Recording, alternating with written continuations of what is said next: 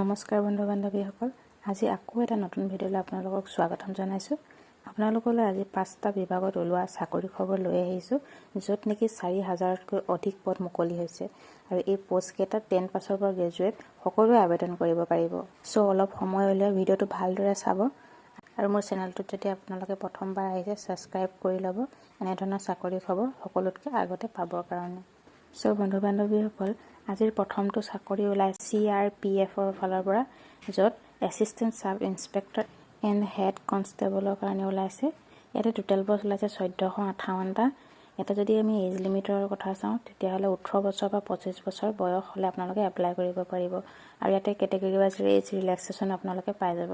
আৰু এই পোষ্টকেইটাত এপ্লাই কৰিবৰ কাৰণে আপোনালোকে অনলি 12 পাছ হ'লে এপ্লাই কৰিব পাৰিব। ইয়াতে এপ্লিকেশ্যন ফিজ লোৱা হ'ব 100 ৰুপিজ। কিন্তু যিসকল SC, ST, x servicemen female candidate হয় তেনেহ'লে আপোনালোকে কোনো ধৰণৰ মাচুল দিব নালাগে। ইয়াতে যদি চেলাৰী পে' কৰিব 25,500ৰ পৰা 92,300লৈকে পে' কৰিব আৰু ইয়াৰ যিটো অনলাইন আবেদনৰ ডেট 31 জানুৱাৰী 2023 আৰু ইয়াৰ সকলোখিনি প্ৰচেছ অনলাইনতে হ'ব। আপোনালোকে যদি এপ্লাই কৰিম বুলি ভাবিছে 31ৰ আগতে এপ্লাই কৰি দিব আৰু ইয়াতে মই গোটেই মেইন পইণ্টখিনি কৈ দিছোঁ।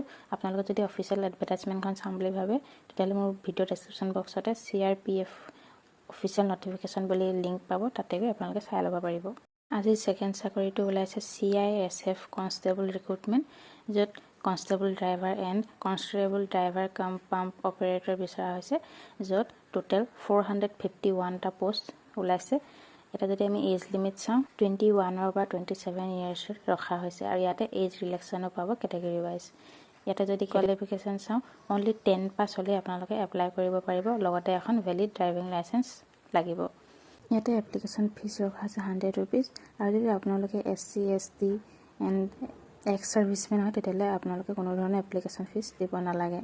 ইয়াতে ষ্টাৰ্টিং চেলাৰী হ'ব 21,700ৰ পৰা 69,100লৈকে আৰু ইয়াৰ যিটো লাষ্ট আবেদনৰ তাৰিখ হৈছে 22 ফেব্ৰুৱাৰী 2023 আৰু ইয়াৰো গোটেই প্ৰচেছটো অনলাইনতে হ'ব। চ' ইয়াৰ যিখন অফিচিয়েল এডভাৰটাইজমেণ্টখন মোৰ ভিডিঅ' ডেছক্ৰিপশ্যন বক্সতে আপোনালোকে লিংক পাই যাব, তাতে গৈ চাই ল'ব পাৰিব। আজিৰ 3 নম্বৰ চাকৰিটো ওলাইছে IB মানে ইণ্টেলিজেঞ্চ ব্যুৰোৰ ফালৰ পৰা, য'ত ছিকিউৰিটি এছিষ্টেণ্ট আৰু এক্সিকিউটিভ এণ্ড মাল্টি টাস্কিং ষ্টাফৰ কাৰণে পোষ্ট ওলাইছে। ইয়াতে টোটেল পোষ্ট ওলাইছে 1672টা। ইয়াতে এজ লিমিট বিচৰা হৈছে 18 বছৰ পৰা 27 বছৰ বয়স আৰু ইয়াতে এজ ৰিলেক্সেশ্যন আপোনালোকে পাই যাব। আৰু এই পোষ্টকেইটাত এপ্লাই কৰিবৰ কাৰণে আপোনালোকে অনলি 10 পাছ হ'লে এপ্লাই কৰিব পাৰিব।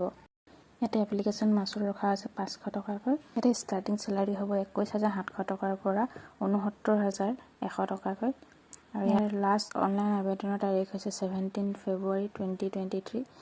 ইয়াৰো গোটেই প্ৰচেছখিনি অনলাইনত হ'ব। ইয়াৰ অফিচিয়েল এডভাৰটাইজমেণ্টখন মোৰ ভিডিঅ' ডেছক্ৰিপশ্যন বক্সতে আপোনালোকে পাব, তাতে গৈ পঢ়ি ল'ব পাৰিব।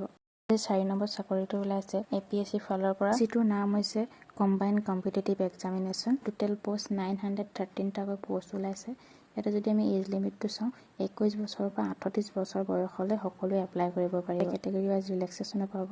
আৰু এই এক্সামটো দিবৰ বাবে আপোনালোকৰ মিনিমাম এডুকেশ্যন কোৱালিফিকেশ্যন গ্ৰেজুৱেশ্যন বিচৰা হৈছে। এপ্লিকেশ্যন ফিজ বিচৰা হৈছে 297.20 ৰুপিজ আৰু এইটো কেটেগৰী ৱাইজ অলপ বেলেগ বেলেগ হ'ব পাৰে। যথেষ্ট ভাল চেলাৰী ইয়াত দিয়া হ'ব।